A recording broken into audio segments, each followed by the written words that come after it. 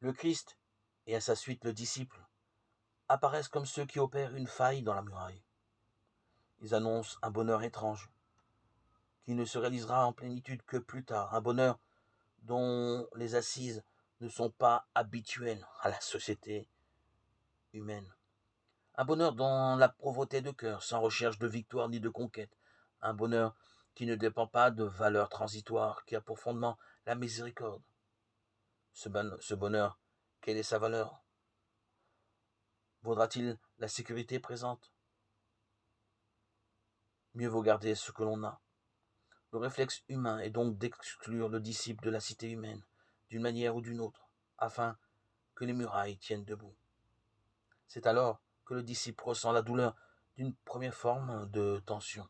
D'un côté, c'est le rejet brutal ou larvé d'une société qui entend conserver ses sécurités, d'un milieu qui refuse de remettre en cause les lois qui protègent l'ordre établi. De l'autre côté, le désir pour le disciple d'être avec, d'être présent à ce monde, pour y porter le témoignage du Christ. Le voici pris entre ces deux réalités. Tension douloureuse à laquelle il ne peut échapper.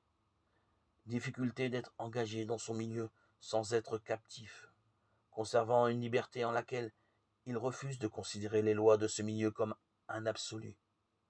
Voilà bien une croix lancinante, sous-pesée, en tout instant de la vie de celui en qui se rencontre l'amour de Dieu et l'amour de l'homme, en qui s'affrontent les désirs de l'homme et la miséricorde de Dieu. N'est-ce pas là un aspect important de la béatitude de la croix?